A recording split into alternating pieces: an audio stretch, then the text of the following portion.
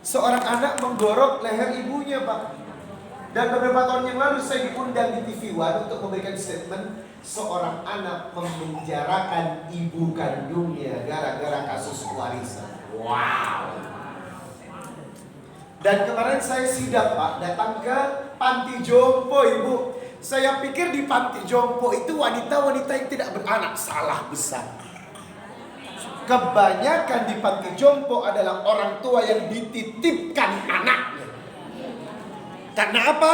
Anaknya tak mampu mengasuh emak dan bapaknya. Apalagi dalam keadaan stroke dan lumpuh. Apa jawaban anaknya? Merepotkan. Oh, gak heran, Pak.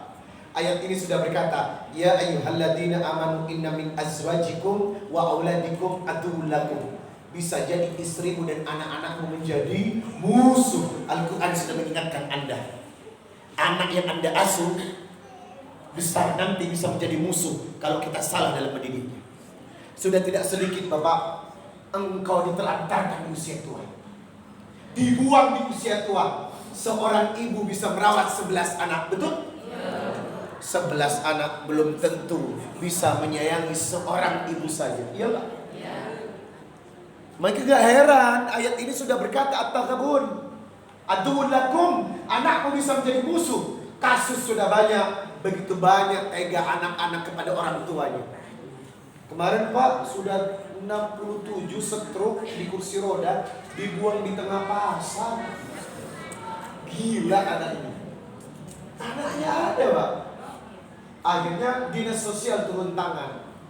Ini orang tua Anda, betul. Kenapa Anda buang? Kami tak mampu merawatnya. Dibuang di pasar. Aduh. Lah sekarang Al-Quran sudah mengingatkan, anak itu akan menjadi aduwwun lakum, musuh bagimu. Kalau kita tidak paham bagaimana cara mengelolanya, Ibu. Sekarang aja anak sudah mulai ngelawan. Jangankan ngelawan Bapak Ibu, intonasi suara anak di atas intonasi Bapak Ibunya itu sudah dinilai durhaka. Bapak ajarkan kepada anak Anda surat Al-Isra 23. Wa qada rabbuka alla ta'budu illa iyyahu wa bil walidaini ihsana. Imma yablughanna 'indaka al-kibara ahaduhuma aw kilahuma fala taqul lahumā uff. Jangan berkata wala tanharhuma, jangan membentak. Membentak ini intonasi suara Anda lebih tinggi daripada suara orang tua Anda. Anak yang model begini, ini anak yang durhaka. Apakah Anda punya anak tipe seperti ini? Halo? Halo. Apakah suara anak Anda bersuara di atas suara maknya?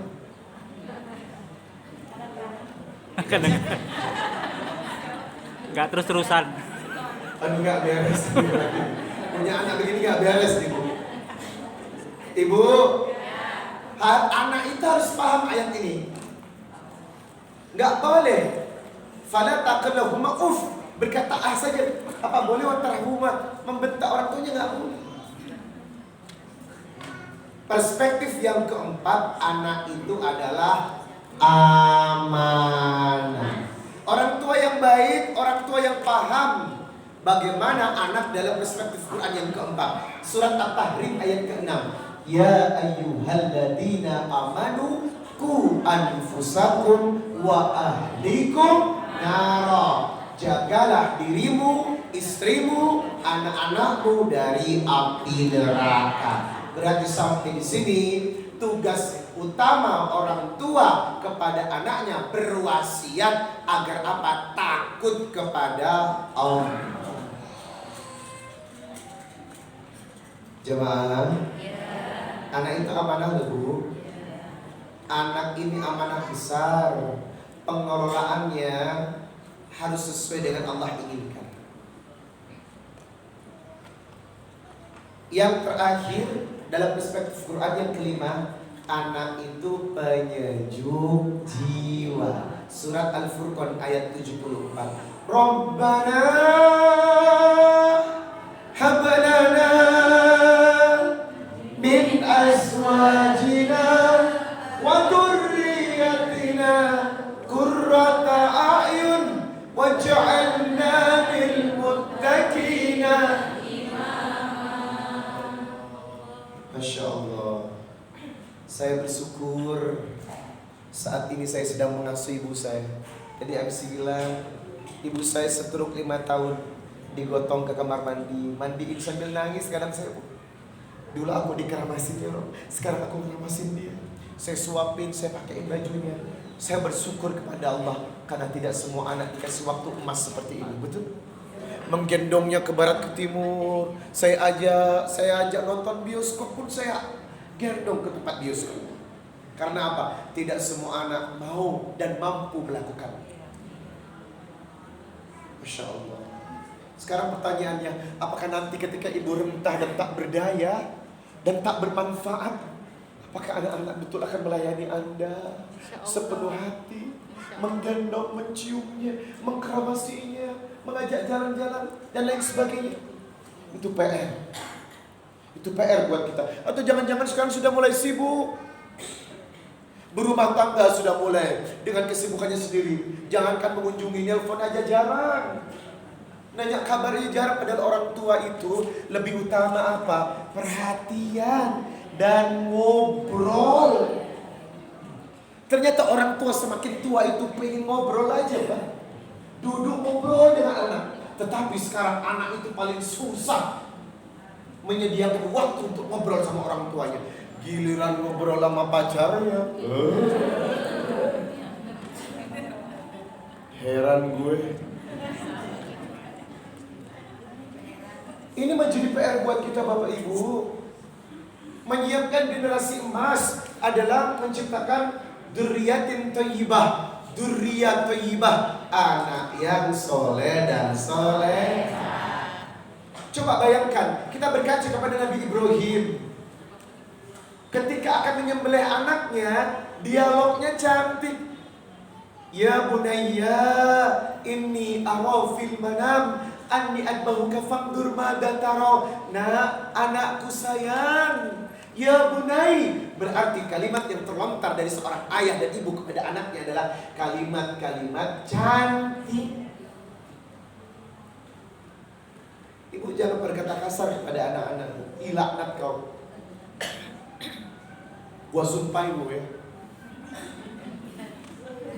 Apalagi ibu kalau lagi emosi, mohon maaf, emosi pun doa Anda diterima oleh Allah. Ibu, bapak ingat kisah Al-Juraij, ahli ibadah yang dikutuk sama ibunya dengan doa.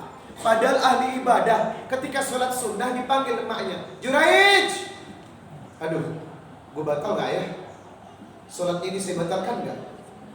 Juraij, 2 kali dipanggil. Juraij, 3 kali dipanggil, nggak nyaut juga. Itu sholat sunnah. Apa kata emaknya? Aku sumpah kau akan terhina dan berjalan di antara para pelacur-pelacur. Wow, kebahagiaan ceritanya dong Bu. Ini menandakan hikmah yang pertama. Kalau sholat sunnah dibanding dengan panggilan suara orang tua, tinggalkan sunnah Anda. Sholat tahajud kayak sholat duha kayak, kalau sudah bapak dan ibu manggil, hilangkan tahajud dan duha Anda. Karena suara orang tua lebih mulia daripada sholat sunnah. Ibu kalau dipanggil emak yang lagi sakit,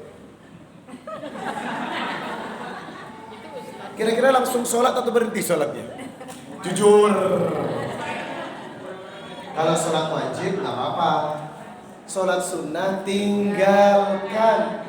Anda udah sholat nih 2 rakaat, dipanggil, tinggalkan sholatnya. Iya bu sebentar. Ini enggak.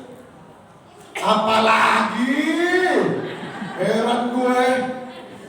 Tadi kan udah makan Mak. Makan lagi Apakah ada pernah begitu? Yakin.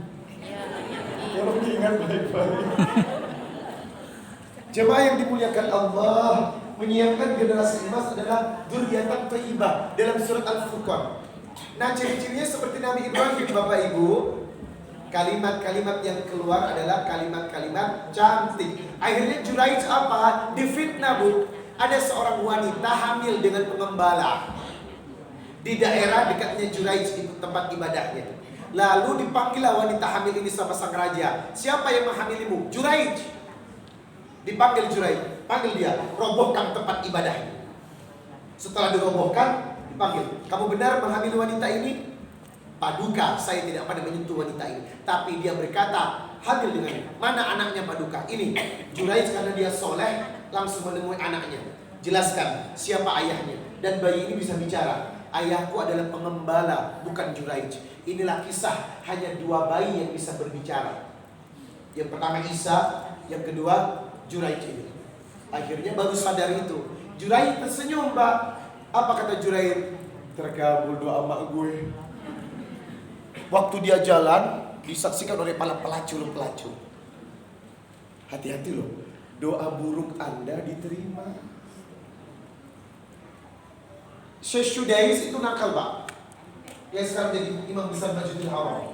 Saking gemes emaknya marah tapi mendoakan. Aku sumpahin kenakalanmu jadi imam besar Masjidil Haram. Oh, jadi sekarang. Jadi ibu kalau marah sumpahinnya yang baik-baik aja. Aku sumpahin kau jadi orang kaya. Kayak bener tuh, Pak. Masalahnya kalau kita emosi kadang lost control, ya enggak? Saat emosi Anda mengontrol itu keren banget. Kalau dalam keadaan tidak emosi mendoakan anak biasa, ya enggak? Tetapi saat emosi Anda mesti kontrol dengan emosi Anda, itu luar biasa. Itu kenapa pelajaran Nabi Ibrahim selalu mengucapkan kalimat-kalimat cantik. Karena anak itu record, merekam jejak, tabiat, sifat, perkataan, perbuatan dari emak dan bapak. Kalau Anda pemarah, jangan heran.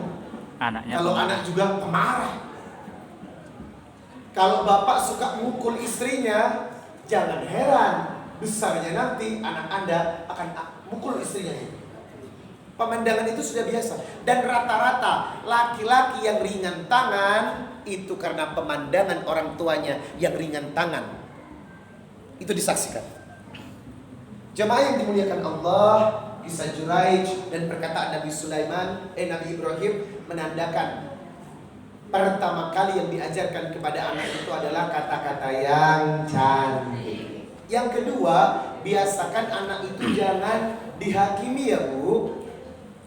Ya bunayya inni arafil manam. Bagaimana menurut pendapatmu? Berarti anak itu sudah bisa diajak dialog. Adik, kalau adik pakai warna ini suka nggak? Menurut adik, oh kau suka mah, tapi ini bagus deh dibanding ini. Kasih pendapat. Ibu jangan maksain, udah pakai aja, pakai. Banyak rempong banget. Ibu, Ibu, kadang bilang anaknya rempong. Mana sih rempong itu? Rempong aja kerjaanmu ini. Jangan malas untuk dialog, Pak. Setiap pengajuan untuk diskusi, Anda jangan memaksakan kehendak. Ini menyangkut kebiasaan ia untuk terhargai dan dihargai. Anak merasa dihargai, Pak. Ya bunayya inni ara fil manam. Aku bermimpi nak menyembelihmu. Bagaimana pendapatmu? Wow. 2 poin dari kisah Nabi Ibrahim. Yang pertama, kata-kata cantik yang selalu keluar dari anaknya untuk anaknya. Dan yang kedua, mengajak diskusi anaknya dalam segala hal. Adik mau ini enggak? Kayaknya nggak suka ya. Oke, adik maunya yang mana? Itu yang kedua. Yang ketiga, selalu mendoakan anak. Seperti Ibrahim, Rabbi habli minas sholihin. Didoakan terus langkahnya. Karena ibu tahu salatun da'awatil mustajabat, 3 doa orang yang tidak tertolak. Dakwatul madlum, doa orang yang terzalimi. Dakwatul musafir, doa orang yang musafir. Dakwatul walidain ala walidihima, doa bapak ibu untuk anaknya. Itu kenapa doa-doa Anda langsung melangit dan tidak tertolak. Generasi emas meniru Ibrahim, mencetak anak sesoleh Ismail, sampai jejak kenabiannya pun turun kepada Ismail. Ishak juga nabi. Makanya anaknya Nabi Ibrahim ini keren-keren semuanya, karena bibitnya memang bibit unggul. Ibu bibit apa, Bu?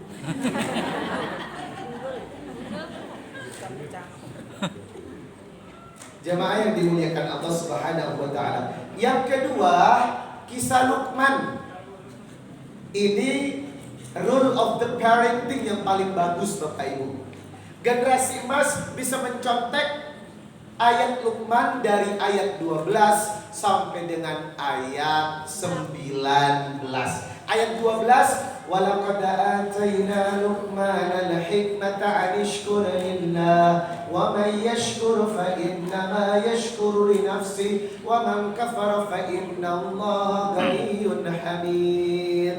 Pertama, anak yang sehat tumbuh dari keluarga yang harmonis. Nggak ada ceritanya anak yang baik tumbuh dari keluarga yang broken the home. Bapak ibunya cerewet, tengkar melulu, piring terbang, cobek terbang, suasana teriak-teriak udah kayak tasan. Bapak tahu tidak ciri rumah yang tidak sehat? Kalau perempuan suka berteriak-teriak. Panggil anak, hei! Apa? Ibu suka teriak-teriak nggak di rumah, Bu? Nggak salah.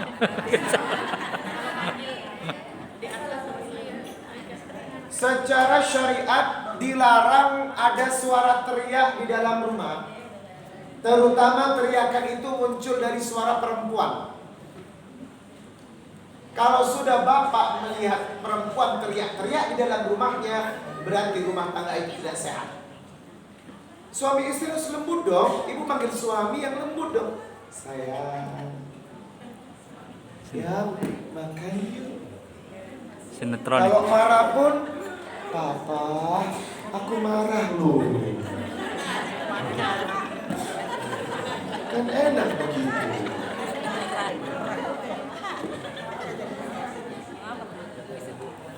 Pokoknya jangan ada suara teriakan.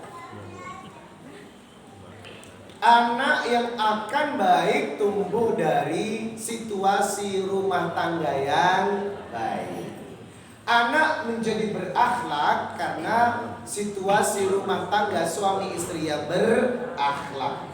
Maka yang pertama diajarkan Luqman adalah kondusifkan rumah tangga kita agar selalu sakinah, mawaddah, warahmah. Ibu, selama saya berumah tangga tidak pernah yang namanya bertengkar itu dengan suara Papa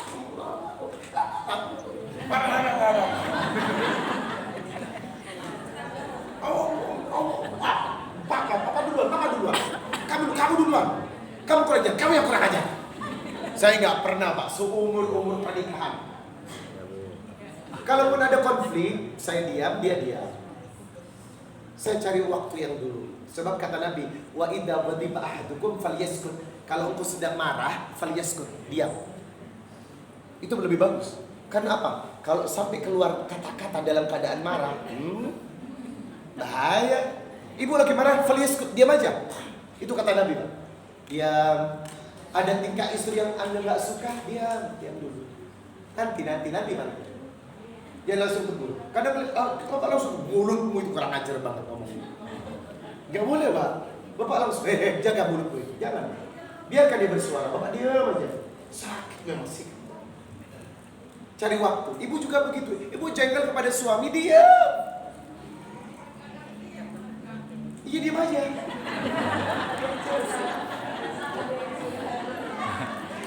Gak kuat ya. Tips dari saya, ajak ngobrol di kamar.